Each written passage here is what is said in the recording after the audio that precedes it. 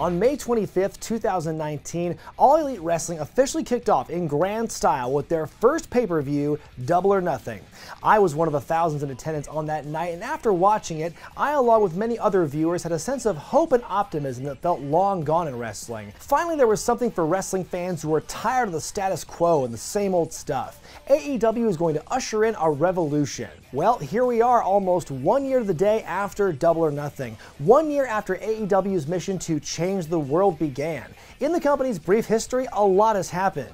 On TV, Dynamite vastly exceeded network expectations, beating NXT in the ratings in most instances and getting renewed on TNT within months of their debut. That is impressive. But in the past year, there have also been some disappointing things that remind us they still have a long way to go. It's received praise in some departments, while other aspects have been lightning rods for controversy. So does the good of AEW outweigh the bad? It's time to look critically at All Elite Wrestling's first year in operation to see where everything shakes out. Let's begin with the good. For starters, the actual in-ring product feels far different from anything WWE's produced in years. AEW doesn't have just one style that's been developed and homogenized in a training facility. It's a company run by guys with years of diverse experience under their belts. Therefore, what you see in the ring will be different from person to person. On any given week, you'll find a blend of old school, lucha libre, joshi, strong style, flippy shit, hardcore, and comedy wrestling. No matter what your taste in wrestling, chances are there's something for you. And due to the nature of their deal with Fight TV for international viewers, there's hardly ever a break in the action on Dynamite, thanks to picture-in-picture commercial breaks. Though, to be fair, the timing of those commercial breaks during big moments in a match needs serious refinement. Why they chose to have a woman get her head shaved during what was a commercial break for many viewers, I'll never understand. By and large, the company's production skills and presentation have drastically improved from where they were this time last year. For the most part, AEW's major storylines did a good job doing just that, telling stories. They've not been perfect at it, and believe me, we'll get to some of that later on, but most of the matches we see on Dynamite have a purpose. They're part of a larger, cohesive narrative. On the rare occasion when unsigned wrestlers have made appearances, there are usually storyline reasons for them being there, not just being thrown into some random thing. It's not a huge surprise given his background, but in AEW, Cody has been the master of telling compelling stories not just in the ring, but on the microphone.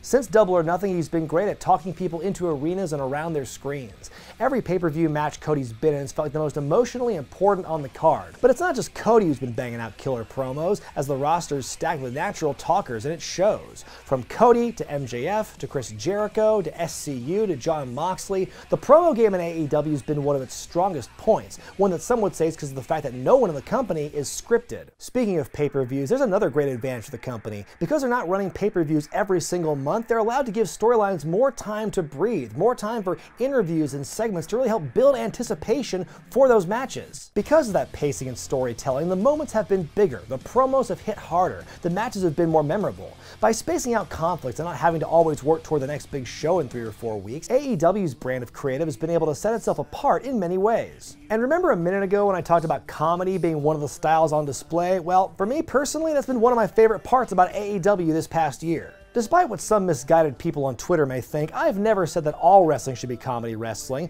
but I do enjoy it as a way to break up the monotony of gritty, super serious, leg-slapping wrestling action.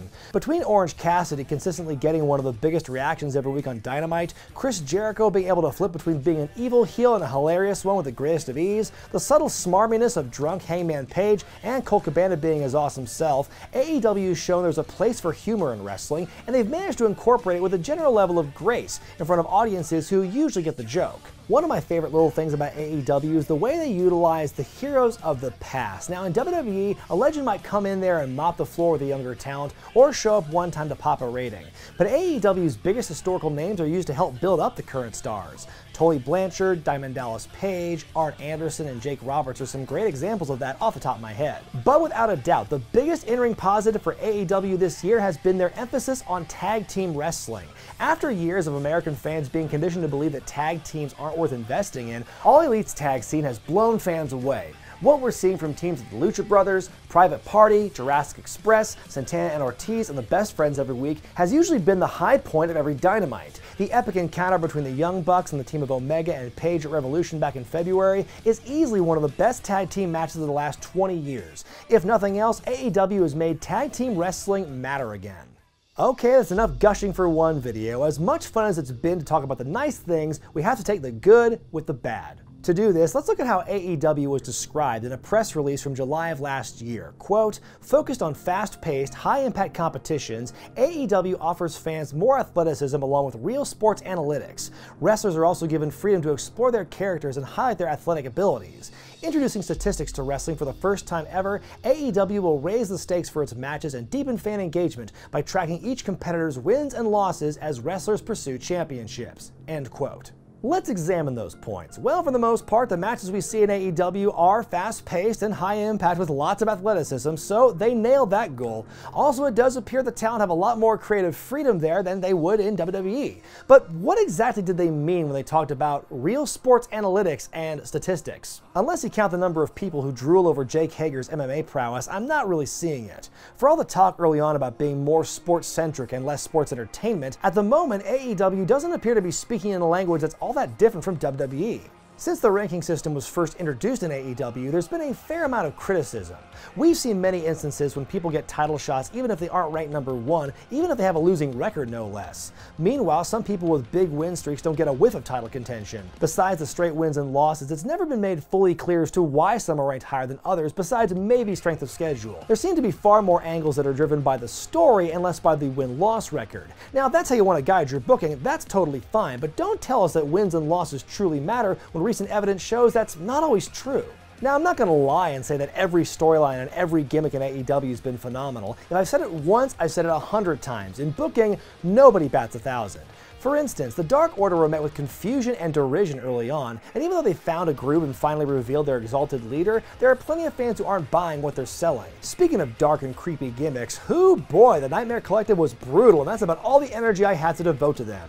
Then, of course, there are the truly polarizing characters, guys like Orange Cassidy and Marco Stunt, guys who don't fit the traditional wrestling mold, and thus, according to some, break the illusion of kayfabe.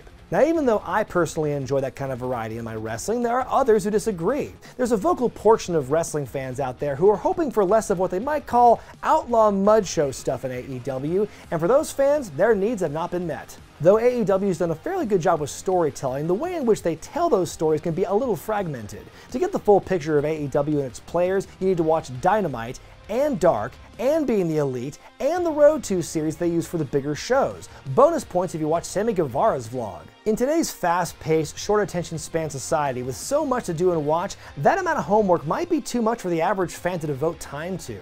There used to be a time you can get all the information you needed from watching one show of wrestling a week. It's not really easy to do in today's world, but it's not impossible either.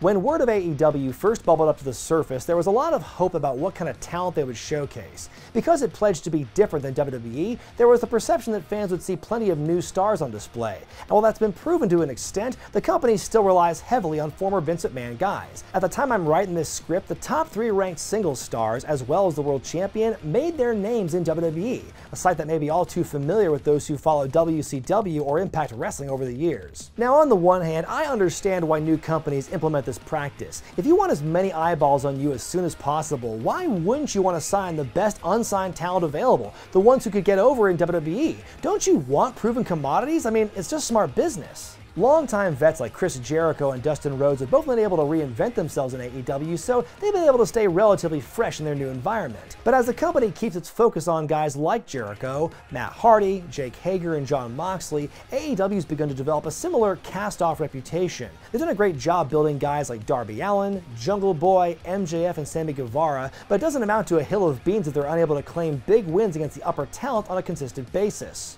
When it comes to big debuts this year, AEW has at times been guilty of giving their fans a bit too much credit.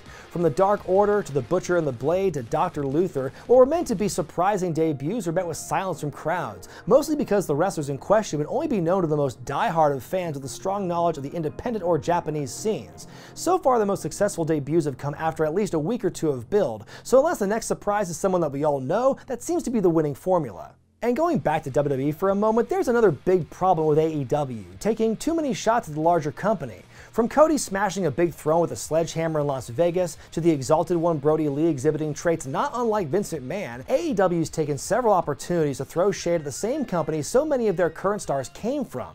We'd seen this with TNA in the past, as well as with WCW. And likewise, WWE was guilty of the same thing in the mid-90s. Poking the bear and going after the industry leader seems cool and edgy at the start, but the more it happens, the more it comes across as desperate, a way to get extra attention for themselves. History shows that that kind of behavior is almost never seen as a good idea in hindsight, not to mention it only stirs up the oftentimes toxic tribal attitudes between AEW fans and WWE fans, so the elite would be wise to rein in on that kind of behavior. By far the biggest letdown in AEW's inaugural year has been their handling of the women's division.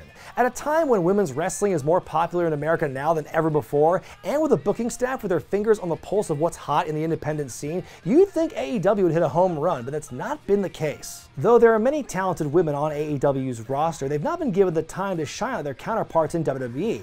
The biggest stumbling block came when they crowned Riho as their first women's champion. The issue here isn't so much about whether she should have won or lost that first match with Nyla Rose, but it's the fact that once she won the title, she was hardly on television. Whether it was due to prior commitments to Japan or just booking oversights, there's no reason the champion should be unavailable for weeks at a time, as it shows a lack of care and emphasis on the division at large. Besides the first two title changes, the most interesting thing about the women's division this year has been Britt Baker's heel turn after her initial babyface run fell flat. When that's one of your big highlights, it seems that something's amiss. AEW was given a chance to be really interesting right out the gate with their emphasis on Joshi wrestlers, but that over-reliance came back to bite them, especially with the coronavirus making international travel nearly impossible. Instead, the poor handling of the women's division is probably the biggest downside of AEW's first year in business. So overall, how did AEW do in year one? If I had to give it a grade, I would give it a B-. In terms of in-ring action, presentation, and a unique blend of characters from the past and the present, AEW has a style all its own. If you're a fan of a lot of different styles of wrestling, you get a pretty good sampler of many of them here. Promos are generally a delight to listen to. You get the sense the wrestlers are enjoying themselves and getting to wrestle the kind of matches they want. Whether some fans like it or not, AEW is different from WWE in many ways, and for the most part, that difference has led to more viewers going their way on Wednesday nights. That alone should tell you they're doing something right. However, there have been some stumbling blocks. A lack of emphasis on their women's division made a lot of their earlier promises about it ring hollow in retrospect. It doesn't always seem that those in charge are paying as close attention to the ranking system as some fans do. They've taken way more shots at their competition than they have any right to, which at times makes them seem lesser than. And of course, the overall creative picture of the company's not been perfect, though again it's worth pointing out that every company suffers in this regard. It just so happens that some believe they have a smaller margin of error because they're so new. The bottom line is AEW still has a lot of room to grow, but what they've accomplished in this first year has been nothing short of extraordinary. And above all else, they provided what so many jaded fans have wanted for years, an alternative. And in my humble opinion, they've done a damn good job at it. So what do you think of AEW's first year of shows? What have you liked? What have you disliked? What have been your favorite and least favorite matches and gimmicks you've seen on the shows? Let me know in the comment section below. And remember, like what you like, don't be a dick. I'm Brian Zane, and I'll see you next time.